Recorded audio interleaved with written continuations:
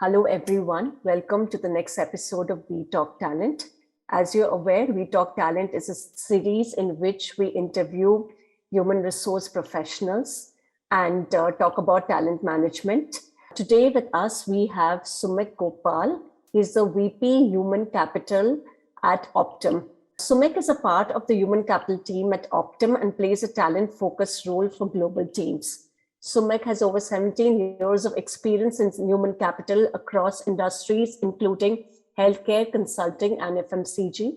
He has been a part of leadership teams and management committees working in and for markets in Southeast Asia, India, East Africa, Europe, and Latin America. So there's a lot of places you've been associated with, Sumit. Any one, kind of experience you want to share of working across geographies? Anything that comes, in the top of your mind? A lot of it, but I think one which is probably closest to me is Central Eastern Europe, because I was based there for a couple of years. So both professional and personal memories associated with that geography. Amazing. Sumit, a lot is happening in the business world. There is a lot of disruptions that is happening because of new age technologies. And the way technologies are evolving also is at a very, very rapid pace. Since you are attached to a healthcare organization and you are servicing, their markets in America, keeping pace with talent development and talent acquisition, what challenges are you facing and how are you overcoming those? I laugh because 2021 has been a challenging year, I think, for everyone. And Pooja, you rightfully mentioned, there is disruption happening. I think not only us, most organizations today are struggling with availability of talent. I think the pace at which we are changing as a business, and not only us in United Health Group, but overall, if you see the market per se, I think the talent is not keeping pace with that. What we're trying to do now, we should have done 3 years back. And I'm speaking on third person on behalf of the industry, not only about Optum. I think in Optum, we still do many things which are helping us right now. But the disruption is there. And I think we're just doing catch up right now. The need for the hour really is, if not already done, start building talent. I look around and I see companies who used to take pride in building talent. I think there are companies who have withstood this test from a managerial perspective. You have leaders, you have managers who can, at a general level, see through these things. But I think the real crunch which is happening is on the functional skills. The world is changing so fast that we are witnessing some of the functional changes which we didn't see them coming. And that's true for almost every organization, every business. There is lack of digital skills, there is lack of machine learning skills, there is lack of artificial intelligence, automation. You look around, whatever is the need of the hour, there is a lack of that right now. So if I say that, whatever functional you are attached to, whatever domain you're working in, maybe, it could be finance, or it could be customer facing roles or marketing. Do you think technology skills is something which everybody needs to know? Today, have technical skills become core skills over and above the soft skills that we've been talking about since long, maybe collaboration, empathy, agility. If these are the, soft skills that one requires, can we add technical skills to every domain, core skills? Absolutely. I think technology in itself, but even technical skills are need for the hour. You can't be today a senior leader and say, it's okay if I don't understand these things. I think that is passé. I mean, you're reorienting, refreshing your skills every now and then. Today, if I'm not comfortable working with data, perhaps 3 years back, that was not the requirement. But today, if I don't understand that, I think the business language itself is changing.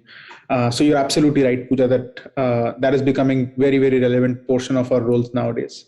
So you mentioned that, when we talk about meeting talent requirement, building, internal pipelines is extremely important. And at Optum, you've been able to do that, to a certain extent. But tell me about borrowing talent. How do you see gig economy shaping, and how much are you leveraging the gig economy rise in India at this point of time? I think it's still very nascent.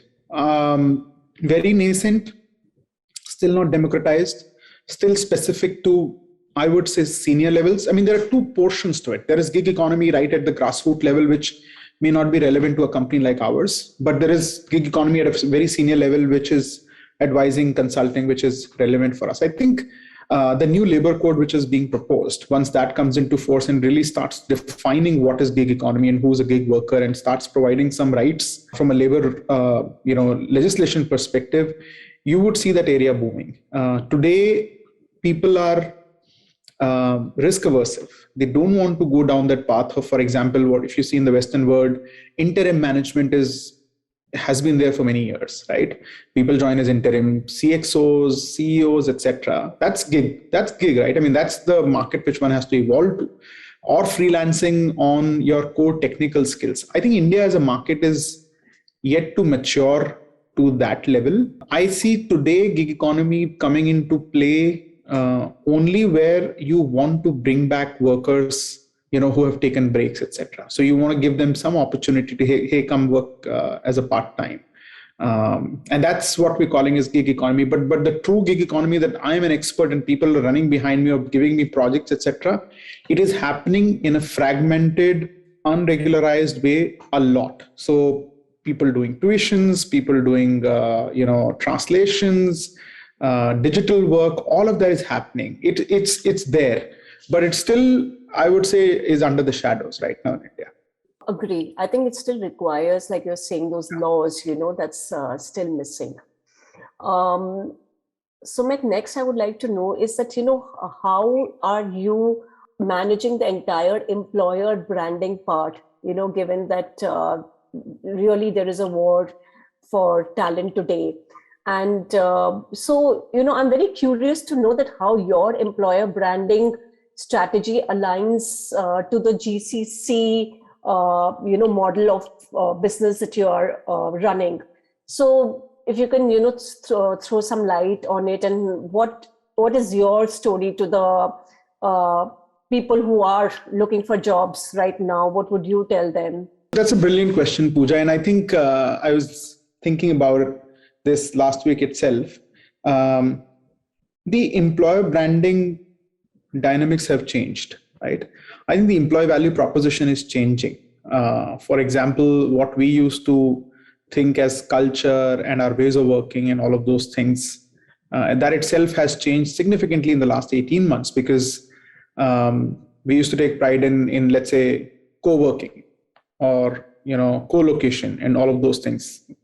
The pandemic has been a great example to show that with trust, anything can happen remotely. So almost falling short of, but people are going to come back and rewrite how organizations operate. And you see some of that today in candidates making those choices of, I don't want to come back to work, right? So from an employer branding perspective, we are re-looking at our employee value proposition in terms of, our employee values proposition is your life's best work, right?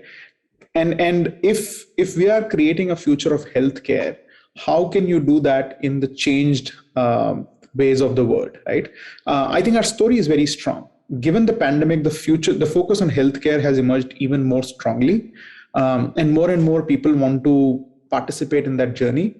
The question is, can we provide that journey to them in the realm of the ways of working that has changed so much? And that's been the focus for us. I think many more jobs are telecommuting now, and we are we are an organization which truly believes in it. And just to give you an example, I've been doing my role now telecommuting for the last 5 years, right now. So pandemic didn't really make that much change to my working style, because I was already working from home. And there are many other leaders who do that. I think today that's not even a conversation point for us. We have matured to a place where we're saying, irrespective where you are, the work has to be done. I'm not saying the entire organization has. Of course, there are certain skills by either legislation or by the nature of work. You still need to, at some stage, get back to work. But perhaps the true DNA which has emerged for the organization is the trust in our ability to let people operate from anywhere and contribute to the workforce. And that's the message which we're drumming up and taking back to the candidates, that come become part of the journey, and it doesn't matter where you are. Interesting. So how real is this great resignation, and do you see its impact on India, or it's actually already seeing it? Absolutely. It is very real, Pooja. I can tell you that. It is very, very real, and it's not going to die down anytime soon. I think there is one school of thought which is talking about changing in priorities and people, this is pent up resignation and all of those things. That's there, but that will normalize over some time. I think the real change which is happening in a country like India is, unlike, for example, many other countries where GCCs are or services are, you will see some slowdown happening or tapering happening once the Western demand reduces.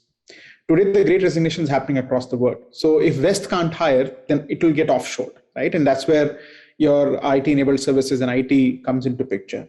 India is a different ballgame. Just look at the financial activity that is happening in India, IPOs, VC activity, the India domestic demand, and this need for direct-to-consumer activation happening at every business house. India is in for a much longer haul on the great resignation, I would say, at least next 12 to 18 months. I mean, we're getting sleepless nights, so you can imagine that it's happening right now. Yeah. So right now, it's for a few, let's say sectors, for people who have certain, skill sets, like maybe technology professionals. Do you see it also going into other fields, like maybe finance and sales? Okay. It's happening everywhere. I'll give you an example. Let's take an example of FMCG, my previous sector. For the longest time, the alternate channel contribution to the overall revenue would be less than 10%.